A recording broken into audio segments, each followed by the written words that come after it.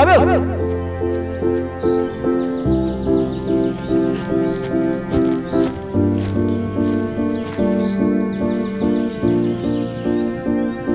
አቤት ሙስን ጣላለን አምጣው ሽቱዬ የዙማ መንደሪን ማዛ ሻማረ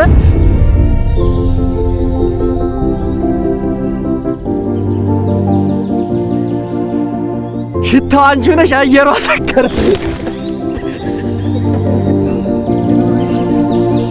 ተመለሻል አቤት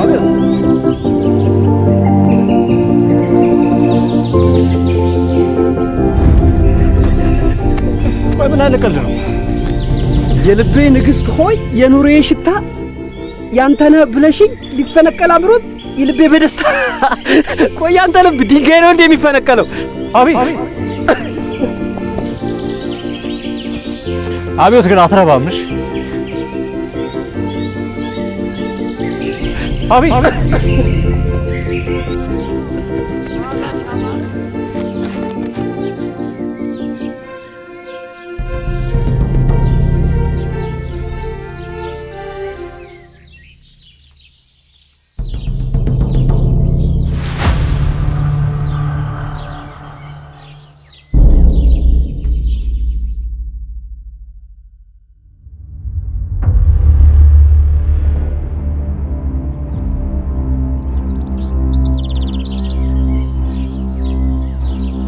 አቤት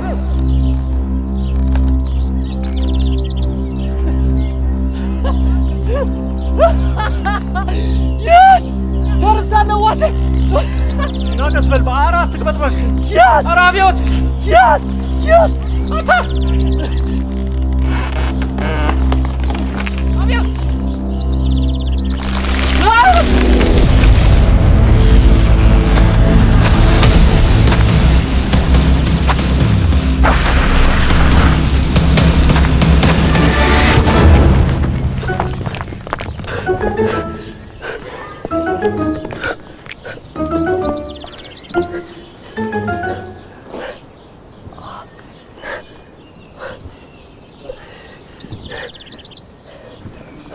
አቤት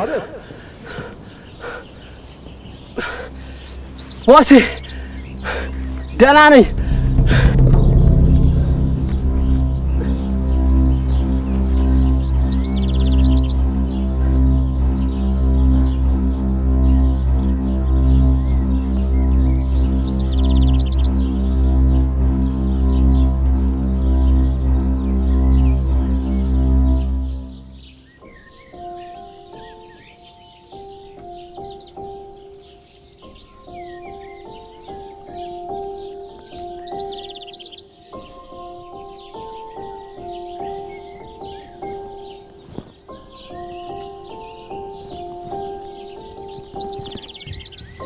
አቤት ዋሴ ቆይ መጣሁ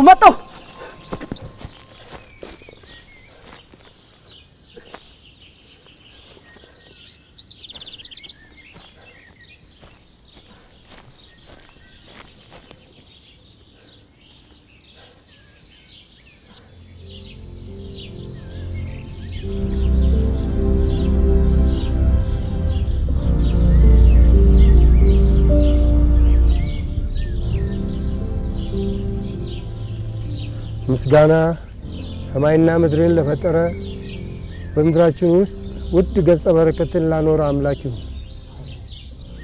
የዙማ አፋፍ በረከቱ ለድፍን ኢትዮጵያ የሚሆን ውድ ሀብት አቅፎ እንደሚኖር ንግርቱ የጥንት ነው። አደራው ለእናንተ ነው።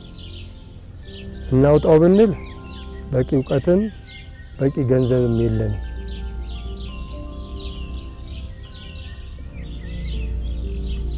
ልጅ አብዮት አንተ በቀለሙ ላይ ብርቱ ነህ። ከተማ ዘልቀህ ትምህርትህን ተምረህ እንድትመጣ ልጅ ዋሴ አንተ እጅ ወርቅ ነው። ምንም ሰርተህ መኖር ትችላለህ። አብዮት ትምህርቱን ጨርሶ እስኪመጣ እዚሁ እንድትቆይ የአባትነት ቃላችን ነው። ይህን ምስጢር ላታባክኑ የያዛችሁትን ጠጠር ተዋውጣችሁ ማሉ። ባልንጀራዬን ብከዳ ምድር ትክዳኝ ሚስጥር ባባክን ባክኝ ልቀር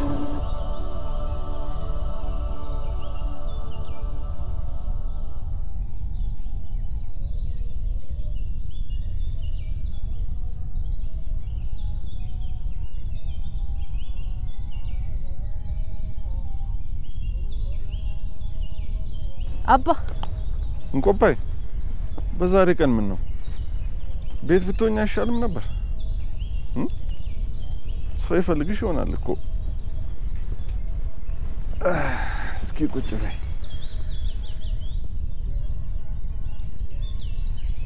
ከመጣው እኮ ለብቻችን ሆነን የምናወራበት ጊዜ አላገኘንም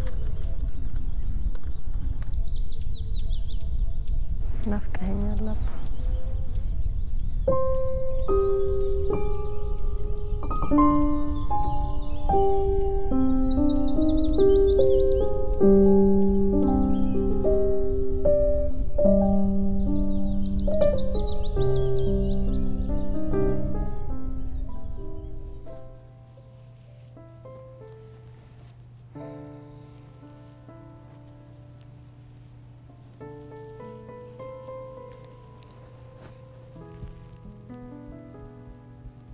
نهر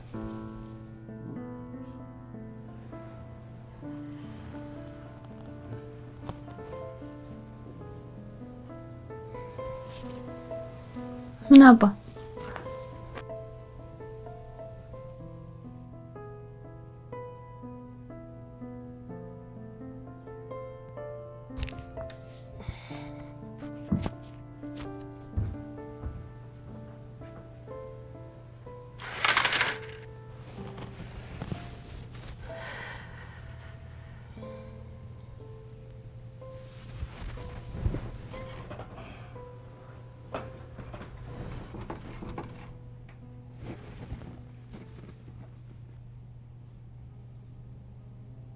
እሺ ደሞ አሁን ምን ሆንሽ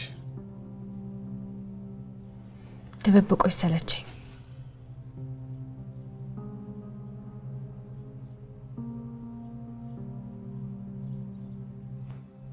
በየቀኑ በአንድ አይነት ጉዳይ ላይ መጣላት አይሰለችሽም ቆይ እኔ ምን ላድርግ የራስን ውሳኔ ወስን በራስ ቁም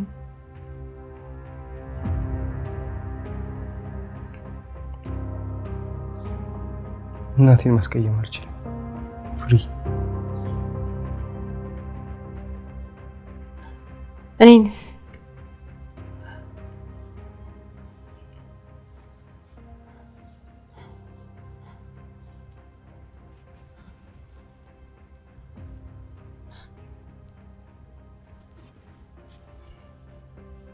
እኔ በቀየም ባልቀየም ችግር የለውም አይደል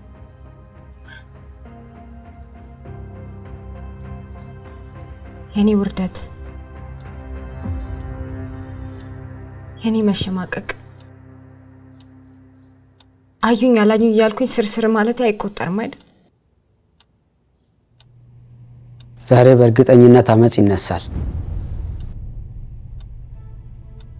ለምንድን ነው የሚያመጹት አረ በተከታታይ ሪፖርት አድርጌያለሁ የፋይናንስ ኃላፊውም እዚህ አሉ ያውቃሉ እርሶም ያውቁታል እኮ ናላውቅ ከ6 ወር በላይ እኮ በግማሽ ደሞዝ ነው ሲሰሩ የቆዩት በግማሽ ደሞዝ ሰርተህ ታውቃለህ አይ አላውቅም ያለ ደሞዝ ሳሰርቼህ አውቃለሁ በጭራሽ እና ሁሉ ገንዘብ በየወሩ የሚሰጥ ለምን ይመስላል ሱማ ያው እንደ ሱፐርቫይዘርነቴ ሰራተኞቹን ተቆጣጥሬ ስራውን ለማስኬድ ነው በትክክል ደሞዝ ያልተከፈለውን ሰራተኛ እንዴት አድርጌ ነው ስርዓት አዝዤ ማሰማራት የምችለው የሰራተኛው ቁጣ ለህይወትም ያሰጋኛል ጸጥ ቢያረጉኝስ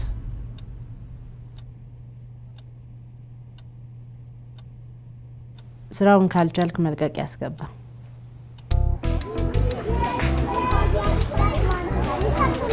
የምሱ አንቺ የምሱ ወየቹችዬ አትሄጂም እንዴ አንቺ እመጣለሁ ቹችዬ ትንሽ ቁርስ ሳልስራ ብዬ እኮ ነው በጣም ጥሩ ስማኝሞ ከፈርሉ ሱቅ ማለት ነው ከማሱቅ ፈድሉ ዘይት ነግሬዋለሁ ተቀበልና ለትየሽ ትወሰድልኝ እሺ እንዳትረሳው ደግሞ ምን ፈርሉ እያልኩ ልሩጥ በእናት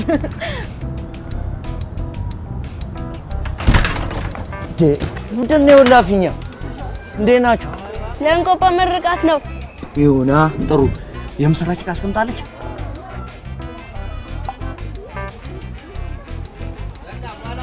የማጂ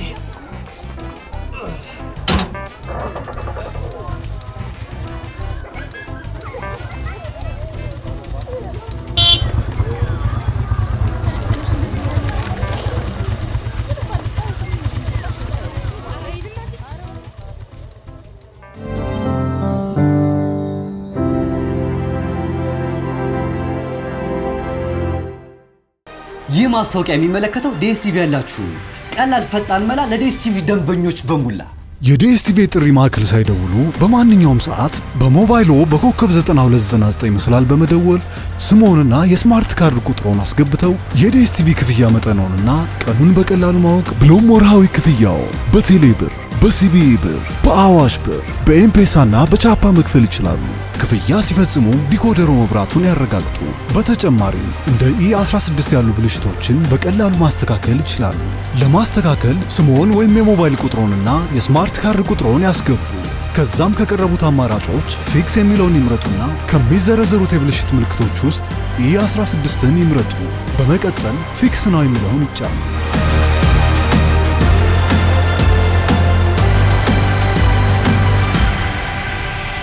ዲኤስቲቪ ሁሉም ያለው እኛ ጋር ነው።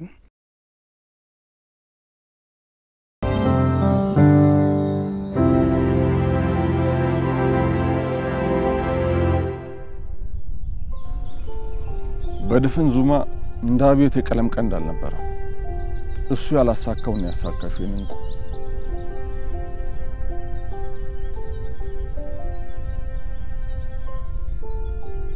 አሁን ግን የት ይሆን ያለው ምን ጉድጓድ ቶሎ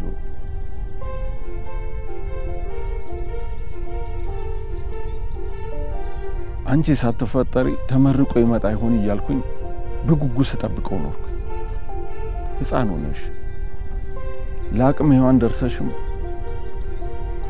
ጋዋኑን ለብሶ ያንን ሰርጥ ሰንጥቆ ይመጣ ይሆን ይያልኩኝ አይኔን ቡዝዝ አድርጌ ተጠብቀው ኖርኩ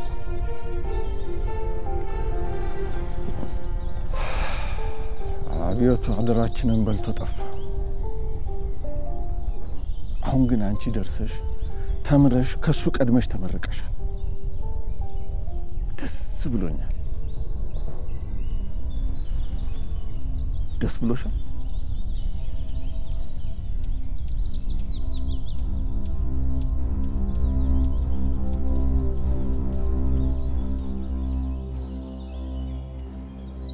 አባይ የምነግርህ ነገር አለ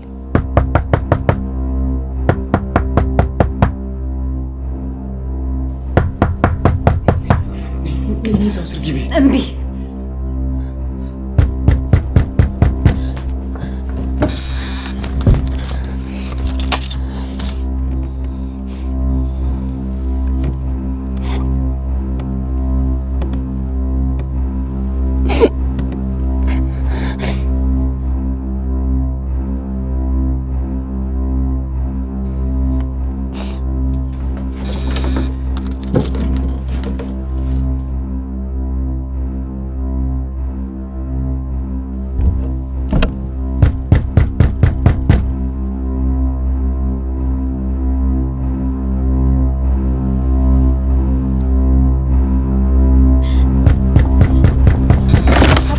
አዳምጠኝ አባ በእናትህ አባ ባካ አዳምጠኝ በእናትህ አዳምጠኝ አባ በእናትህ አባ ባካ በእናትህ እንዳዳምጠኝ አባ ለረፍት በመጣው ቁጥር ፊልድ መቀየር ይላንተ ለመንገር በጣም ስጨነቅ ነበር በጊዜ ነግረሽኝ ብለይልኝ ይሻለኝ ነበር ትልቁ ምን ዓላማ ነው ለትንሽ ነገር የሰዋሽው ልጄ? ምንድነው ዓላማው? አልነገርከኝማ። በጠየቅኩ ቁጥር ስትመረቂ ነግሻለሁ ያልክ ድፍና አረክብኝ። ጂኦሎጂ ተምሬ ምን አረጋዋለሁ አባ? በረሃ ለበረሃ መንከራተት እሱም ስራ ከተገኘ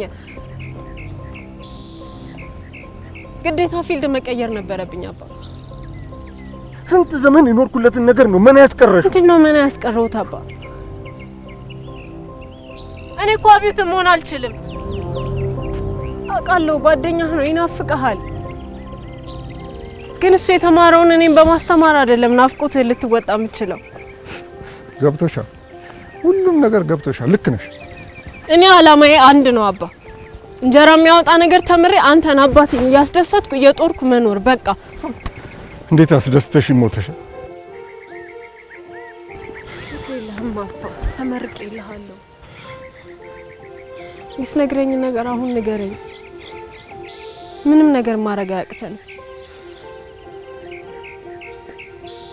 ዋው አትችው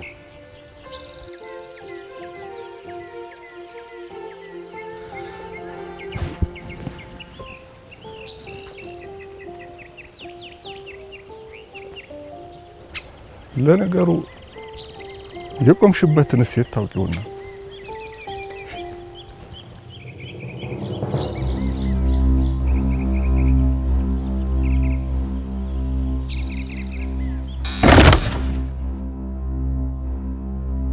Hey dude, እስካሁን ተጋድመሃል እንዴ?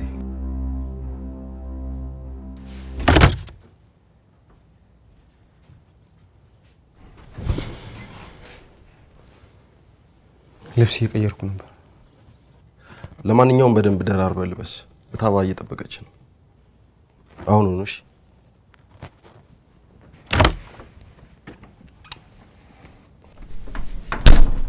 ስብሰባ ጥራልኝ በአስቸኳይ።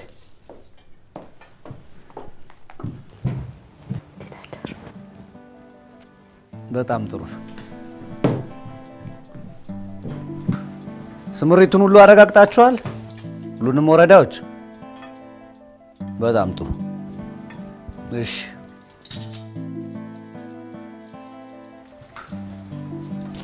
ታድ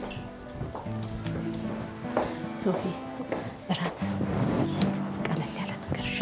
አምሳውቂ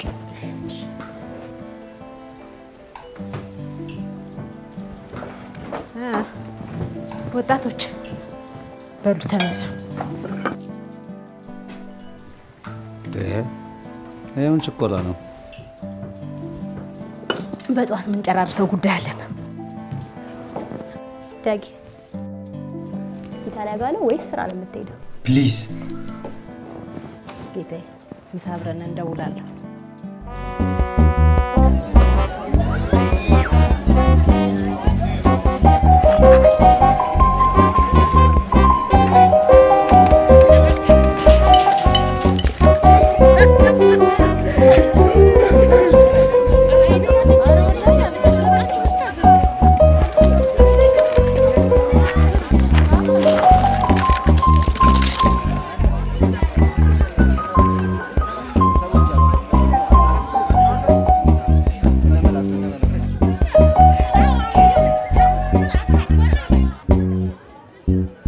ተባረኩ ተባረኩ።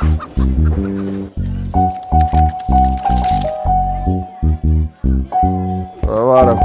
ጋሻሴ ችግር ተፈጥሯል። ቶሎ ቶሎ። የምን ችግር? ችግር ተፈጥሯል።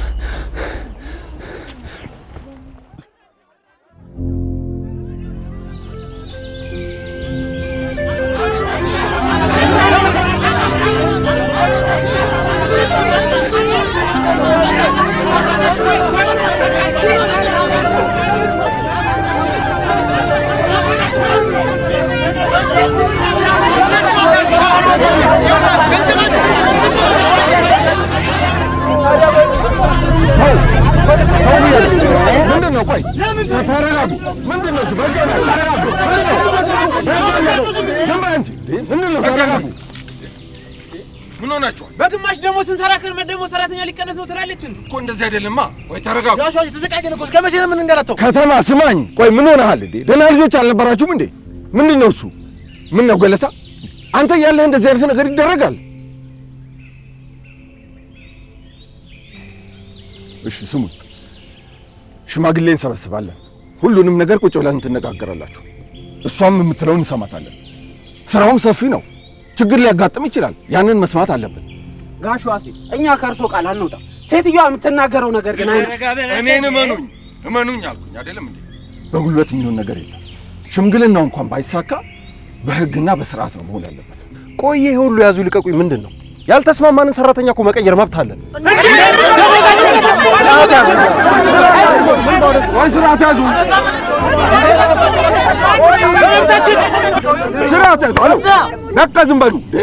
ምንድን ነው ደህና ልጆች አልነበራችሁም እንዴ? ምን ሆነሃል አንተስ? እነሱም እኮ የሚጠይቁት መብታቸውን ነው እንዴ። ታዲያ እንደዚህ አይደለም መብት የሚጠየቀው። ደርሶ ባይደርሱ እኮ ገላውን ነበር። ስራ ይዘን በመጣን እንካችሁ እናሰራችሁ ባለን ነውር አይደለም እንዴ? እዛ ማዶ ያለውን ሰው በሙሉ እኮ ስራ ለመስጠት ነው እቅዳችን እንዴ። የኛ እቅድ እኮ አፋፉ ነው። አፋፍ? አዎ፣ ከአፋፉ እስከ ወንዙ ድረስ ነው ለማልማት እቅድ ይዘን የመጣ ነው። ይኸውልዎት አቶ ዋሴ፣ እርሶ በአካባቢው የተከበሩ ሰው እንደሆኑ አውቃለሁ። ነገሩን በሽምግልና ይዘዋለሁ ካሉ ጥሩ ጠብቃለሁ። ካልሆነ ግን በእንደዚህ አይነት ሁኔታ አንዛለቅም። ደህና ይዋሉ።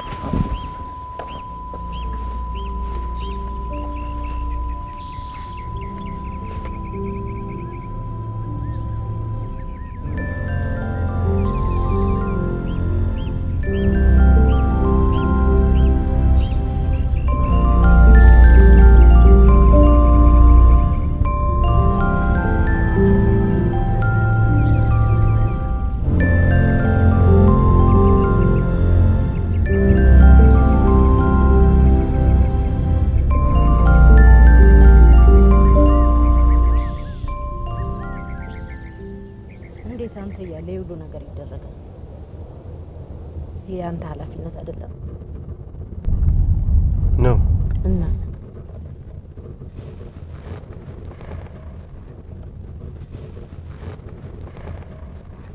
አሁን ዋና ሰዎቹን አስቀርተ ሌላውን ለቃቅና አባረል ያለውን አምባጓሮ የተፈጠረ ሌላውን ስራ እንዲያበላሹብኝ አልፈልግም። ሰራተኞቹ ተቆጥተዋል። እንኳን ሌላ ነገር ተጨመረ። ዋው በቃ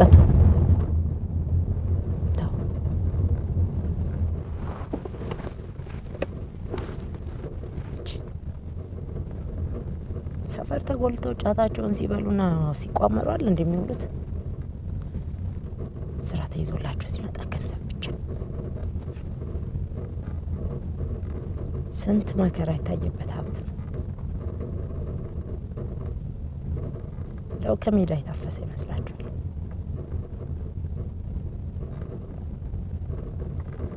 አንዴ እሱ ማሰው አልፈልግም።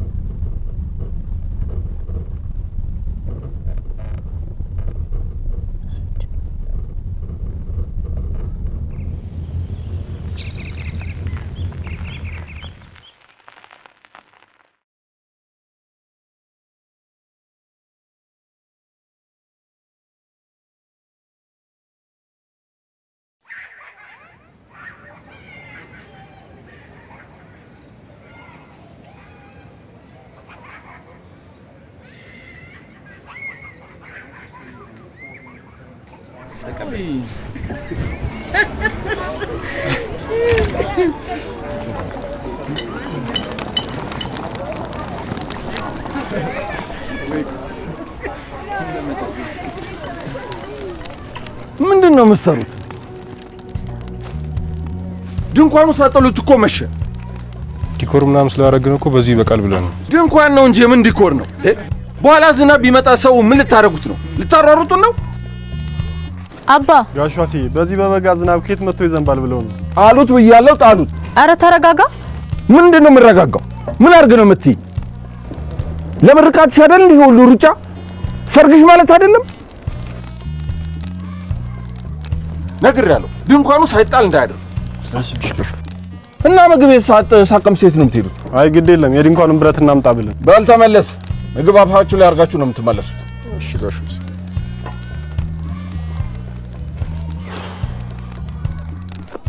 እትዬ ስራው እንዴት ሆነልሽ?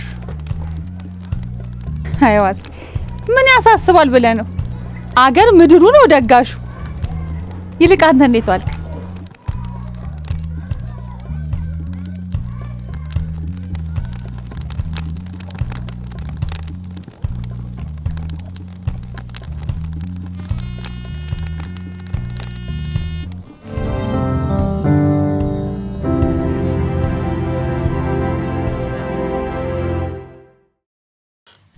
አንድ ቤት እየኖሩ በዝምታ የተዋጡ የተዘጋጉ እየበዙ ነው። አረ በዛ መዘጋጋት በዛ። ለምን ሲባል መራራቅ ዲኤስቲቪ መክፈት ሲቻል ያኔ ቤተሰብ ይሰባሰባል። ዛሬ እንወቅጠዋለን። አያት ከልጅ ይከራከራል። ቀማሱ ልጅ እንደ ሼፍ ያበስላል፣ ወላጅ እንደ ልጅ ይቦርቃል። ደርሼላችኋለሁ። ባቦል ድራማዎች ጋሼ ጭምር ሐሳብ ይሰጣል። አንቺ ሌላ ለማሰቃይ እንዳትሰራሽ እንዳታምኛት። ዲኤስቲቪ ሲከፈት ጸጥ ያለው ቤት ነፍስ ይዘራል። በዲኤስቲቪ ሁሌም ቤታችን ይሞቃል። ለቤተሰብ ሁሉም ያለው ዲኤስቲቪ ነው።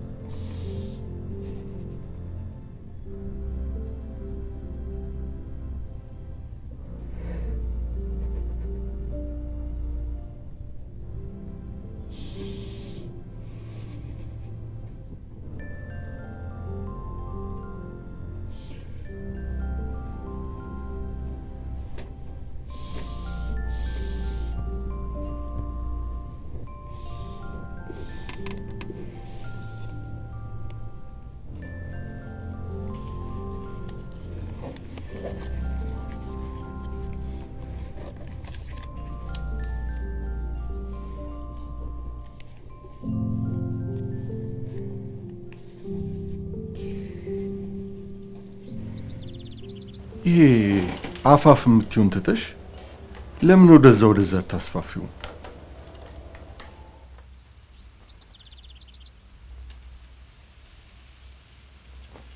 ለጫካው አስበው ከሆነ እኛ የምንገነባው ኢኮሎጂ ነው ማለት የአካባቢውን የተፈጥሮ ሀብትና ደን በማይነካ መልኩ ነው የምናለማው። ይሄማ አይሆንም። ይሄን አፋፍ እድሜ ልኬን ስጠብቅ የነበረው እኮ የአካባቢው ነዋሪ እንዲጠቀምበት ነው። ዞሮ አቶ አሴ እያለቀ ያለ ጉዳይ ነው። መንግስት እንዲሁም በህጋዊ መንገድ እየሰራ እንዳለ የሚያውቀው ነገር ነው። መንግስት ምን ያገባው? መንግስት እስከ ህዝብ አይደል? መሬቱ የህዝቡ አይደል እንዴ? ሀብት አለኝ ብለሽ የአካባቢው ነዋሪ ሲጠብቀው የነበረው መሬት ልትጠቀልይ ከመጣሽ ሞክር። አባደራ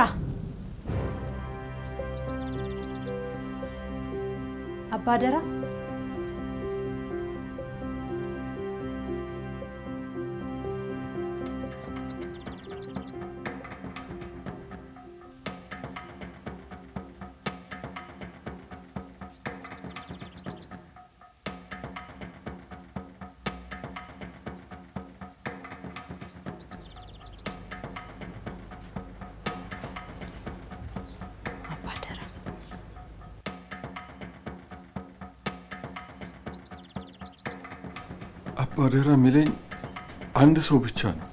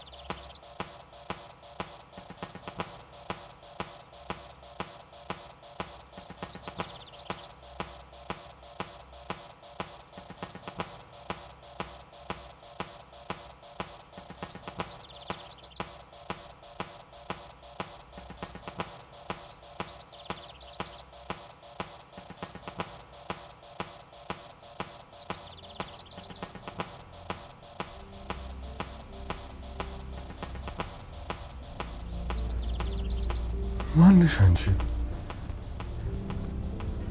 ጓደኛ የሴት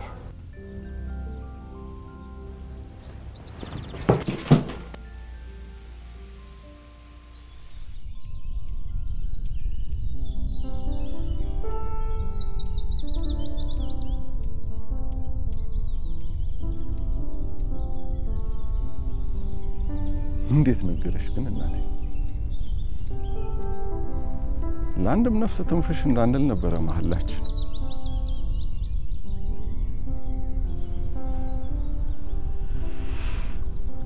እዚህ ጉዳይ ካንተ ውጭ የሚያውቅ ሰው የለም ማለት ነው?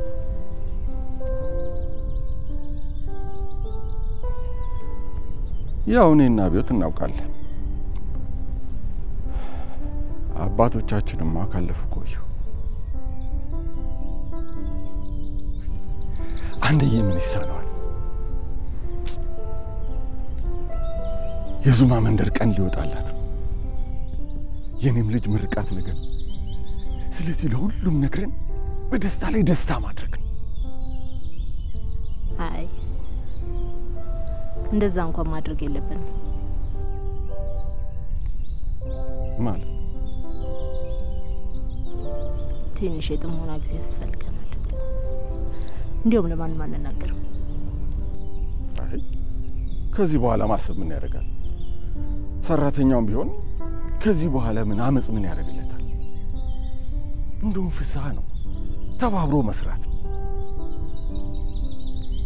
እስካሁን ድረስ ጠብቀን ቆይተናል። አሁን ደግሞ ያንቺ ሀብትና እውቀት ሲደመርበት አቤት በቃ እንደውም ምንም መጠበቅ አያስፈልግም። ነገውን ወደ ስራ መግባት። ምንድነው እቅድ? ለማህበረሰቡ ነግረ በማህበር አደራጅታቸው ከዛ ለእያንዳንዱ ሀሳብና ውሳኔ በማህበር ታስቦ የእያንዳንዱን ሰው ሀሳብ። ቆይ የትኛው ማህበረሰብ ነው በማህበር አስቦ በማህበር ውሳኔ ወስኖ የፈለገበት ደረጃ ላይ መድረስ የቻለው?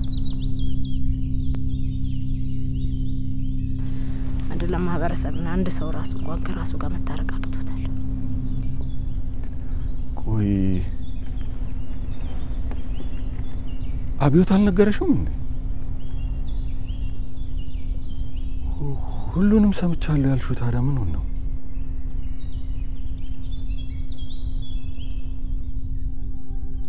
ሲጀመር አብዮት በሕይወት አለ?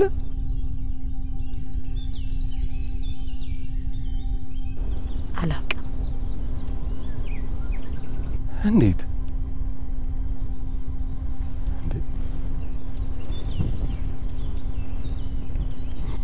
ማንሽ አንቺ?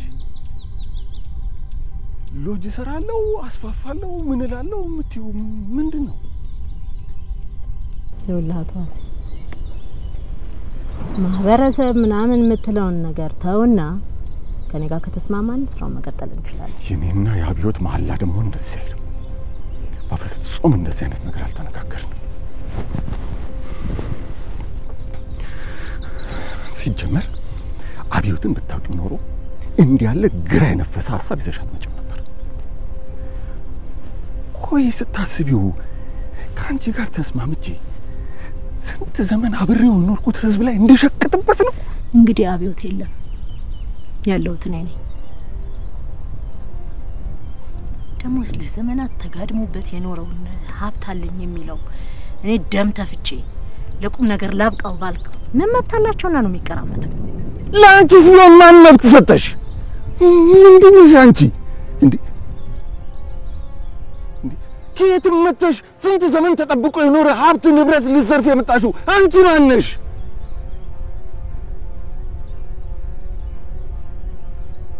አንቺ ሴጣናዊ የሆነ ሀሳብ ነው ይዘሽ የመጣሽው። ዞር በይ። ይኸውልህ ዋሴ እንዴ